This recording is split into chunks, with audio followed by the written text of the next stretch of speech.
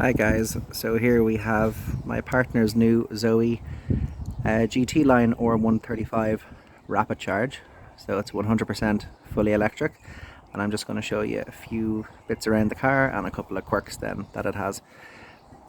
Me personally now, I wasn't too much on the Renault electric, let alone the full electric in general, but I'm actually quite surprised by this and how it is to drive. So as you'd imagine, most modern cars, so it'll have the full remote central locking.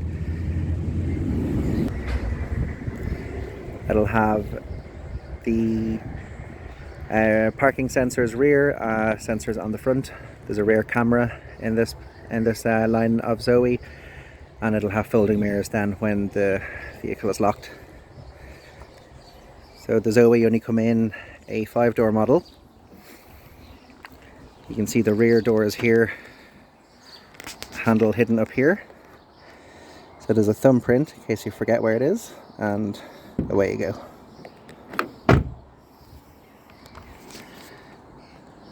The GT line have a different spec of alloys on it as well.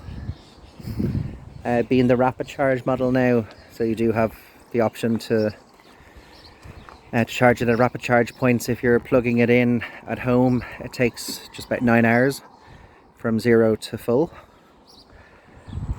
0 to 60 is, they say it's about, I think it's under 9 seconds. It's very, very quick though, especially when you're not in eco mode. Once you put the foot down, the car really does want to go. I'll show you around the inside of the car now and let me know what you guys think. So when you enter the car, you're met with an audio. You know, it reminds me of when you maybe go to the cinema and just before the movie is about to start.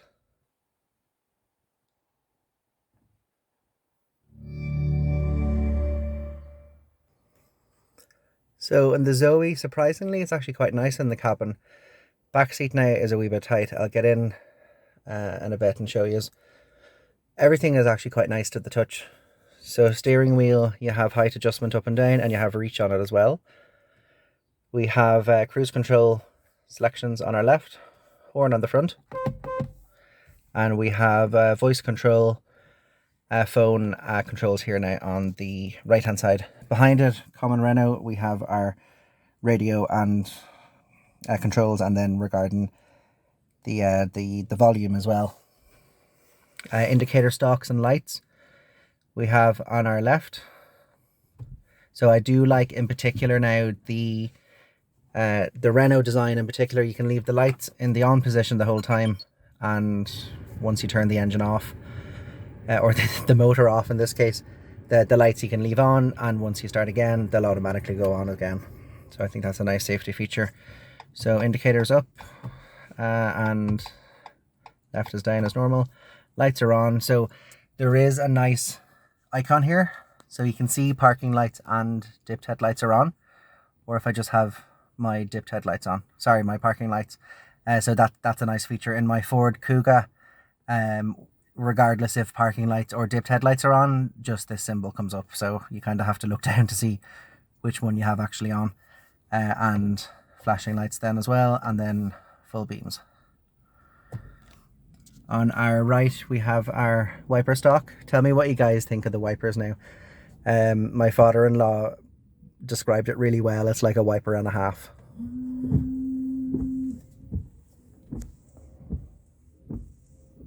That left wiper is very unusual.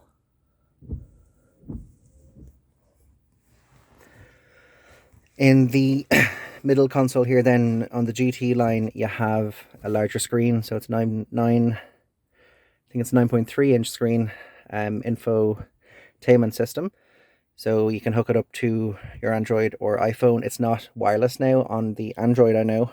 You have to hook it in by USB down the bottom here. We have our AUX cable and our car charger as well. So dials are a nice touch. So temperature, fan speed, and we have temperature on the fan as well here, and then this will be direction as well. So I'll turn it on. We have 19, nice and chilly, and let's see, where can I get it to? There we go. Yeah, so it's a nice touch as well. You have your AC button here, your fan direction demister on the back, front demister, and we have our nice touch here now as well. So you have your eco button, which will be generally more so used for town driving or city driving. It'll just help with battery charge levels, and it won't use it up as quick compared to being out of eco. It just means you don't have as quick acceleration, for example, and like, to be honest, you can notice a difference when it's out of eco mode. It tends to want to go very quickly. We have our hazard warning lights here, and we have our central locking then as well. The Renault system now we have here is, it's actually quite easy to use. Like, there is a couple of different options you have. I haven't went through everything, but one thing I like in particular, and hope to God I can get through it now again, I'm more used to the older vehicles, so bear with me. So if I go into systems, let's see. So if you hit on your home screen, if you hit the this icon here, and then if you go into, let's have a look, I think it's settings, display, then we have styles 1, 2, and 3. So it'll change the styles on the dashboard here for the driver. So on the left you have your charge percentage, then you have maps, in the middle is your speed, and to the right there is nothing there now at the moment. So I'm going to do style 2.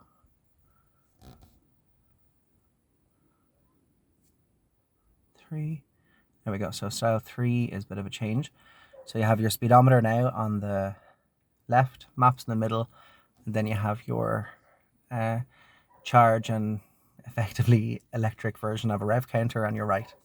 So I thought that was a nice touch. There is a lot of customs you can change as well. So once I get used and hang of the car, I'm sure there'll be a lot of changes I'll be able to make as well. I like driving in style 1 here anyway. I just like to have the speedometer right in front of me. Over here now as well, I'll try zoom in.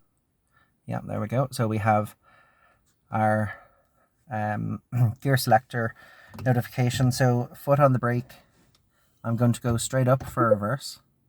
It's in reverse now, and we have quite a nice reversing camera as well. So there is sensors now, front and rear, so they're very handy now when parking as well.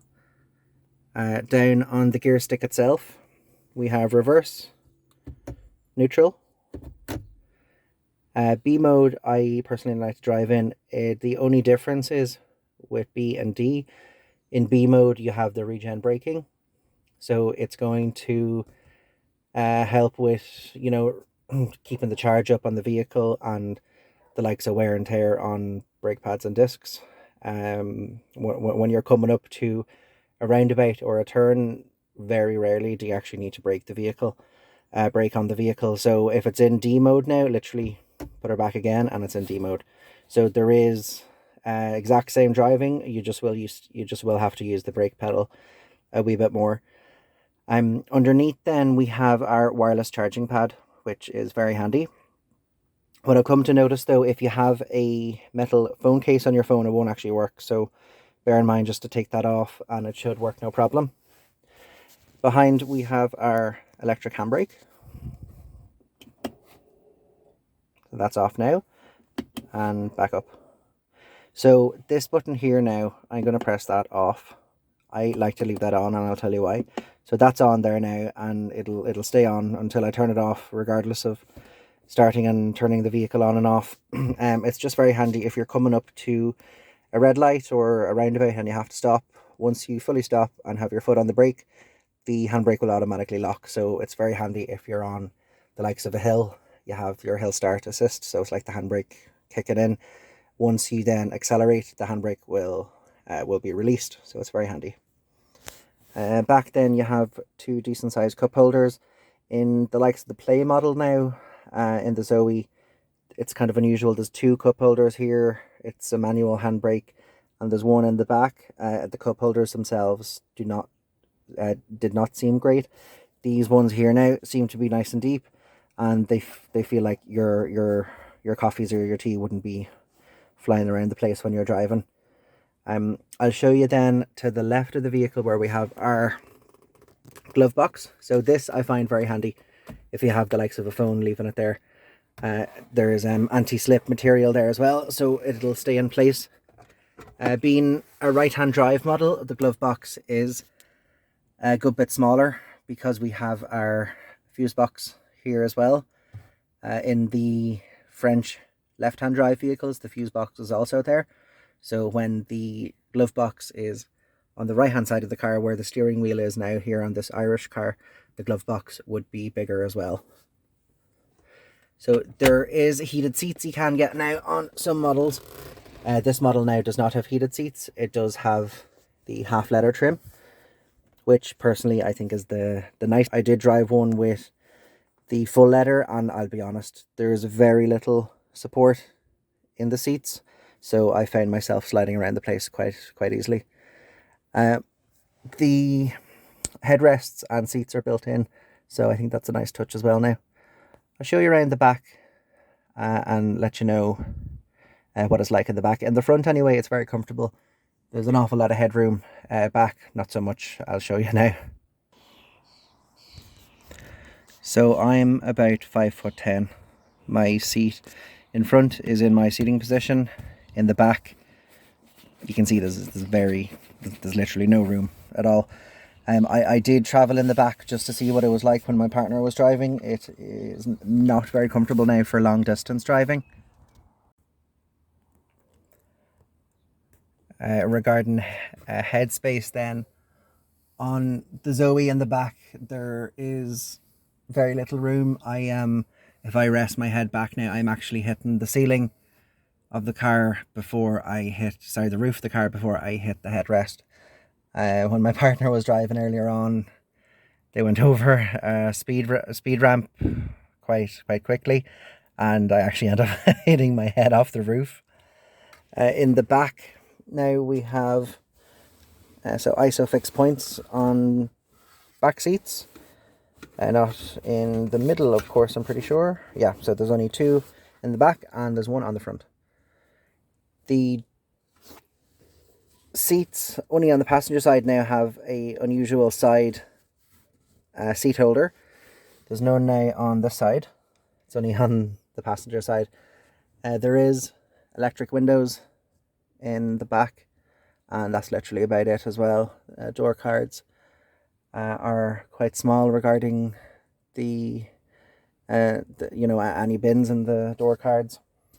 I'll show you the boot then and charging cable, and I'll show you then the bonnet as well.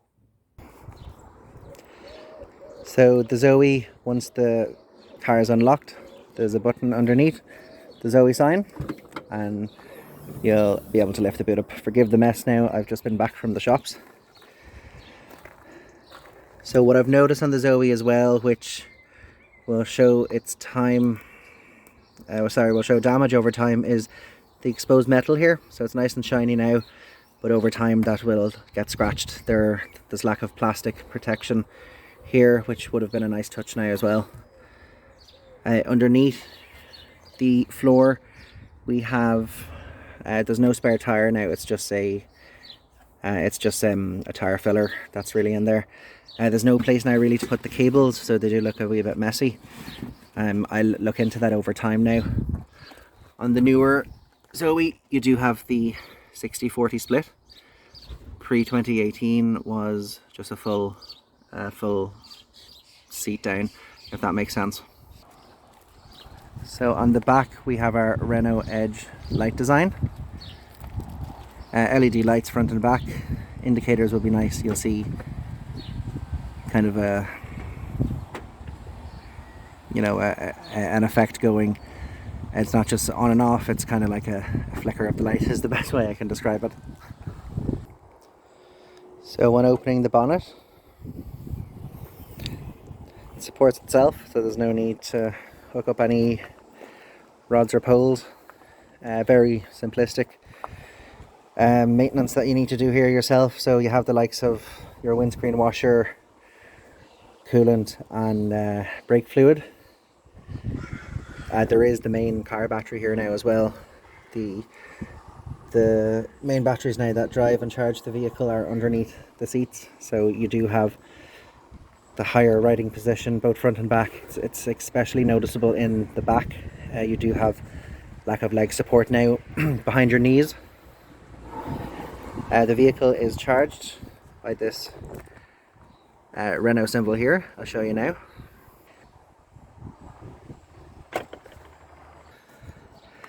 So on the ZE model we have our standard charger here, which can be used at home, and then below we have our fast charger, which is very handy if you need to get a quick boost. Like I said, it does take about 9 hours to charge from 0 to full.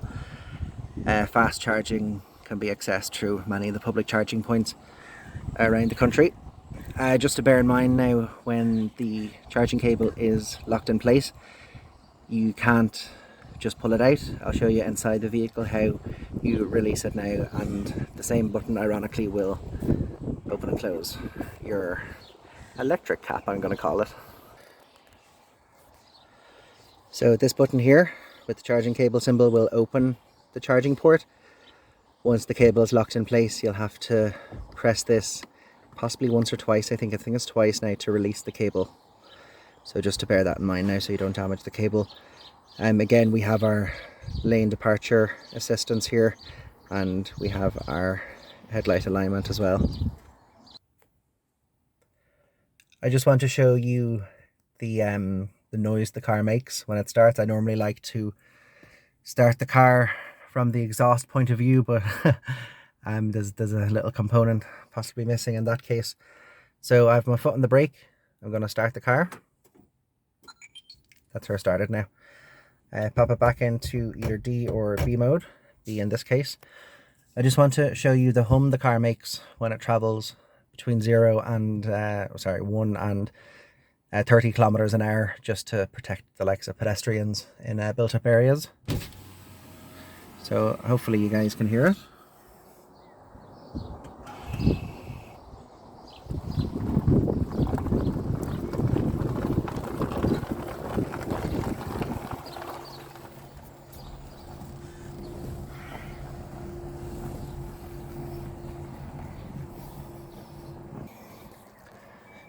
So you can actually turn that off, but I prefer just to have it on. I actually like the sound the car makes. I'd actually like if it was somewhat louder sometimes.